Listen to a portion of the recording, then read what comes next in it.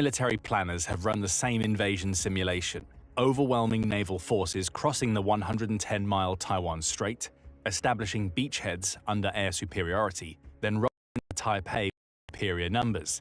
The math was simple. 2 million Chinese troops versus Taiwan's 170,000. Victory seemed inevitable. More recent estimates by US intelligence suggest that China would actually make an offensive move somewhere by 2027, with a grimmer outlook indicating an attack in 2025 itself. But Taiwan just threw out the entire playbook. Taiwan's revolutionary strategy threatens to turn any invasion into a bloodbath that even China's military might cannot survive. It's the porcupine strategy, and Taiwan is betting everything on it becoming too painful for China to swallow.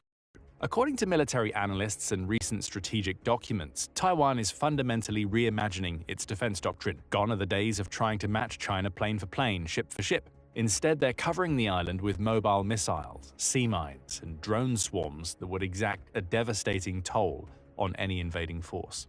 This isn't just another military modernization program, it's a complete philosophical shift that's forcing China to reconsider whether conquering Taiwan is worth the catastrophic losses they'd suffer in the attempt.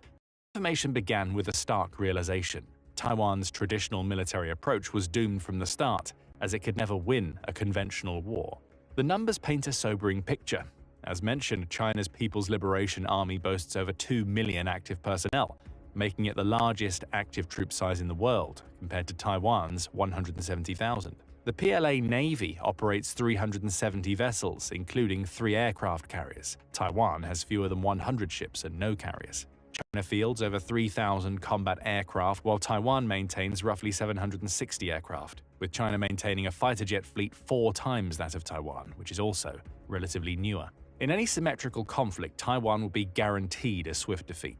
Taiwan's leadership knew this, yet for decades clung to prestige weapon systems. Advanced fighters, main battle tanks, large warships. Military culture valued these platforms as symbols of legitimate defense forces, even as the cross-strait military balance tilted inexorably toward Beijing. The wake-up call likely came from unexpected teachers, Ukraine, and conflicts in the Middle East. Military observers watched as cheap Iranian drones terrorized billion-dollar air defense systems. They witnessed Ukrainian soldiers using portable missiles to destroy Russian armor at a fraction of the cost. Most tellingly, they saw how mobile, distributed defenses could frustrate and possibly even repel overwhelming attacking forces. All of these were likely the reasons why Taiwan leaned into its new doctrine. If you can't match their strength, multiply their pain. Which leads us to the porcupine defense that has Chinese strategists reassessing their invasion plans. The concept is deceptively simple.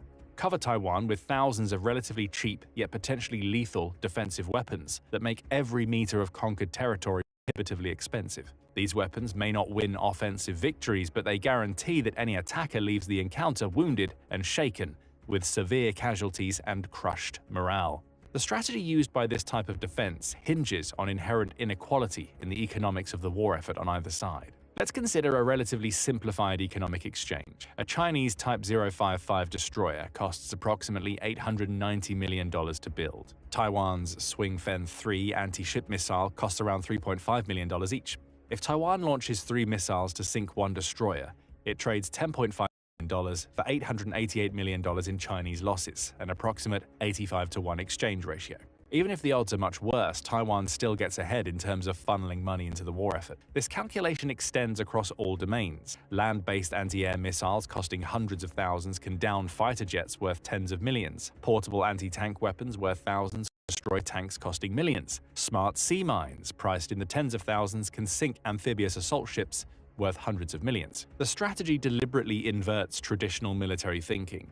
Instead of seeking battlefield dominance, Taiwan aims for maximum enemy attrition. Victory isn't defined as defeating the invasion, it's making the invasion so costly that rational actors wouldn't attempt it.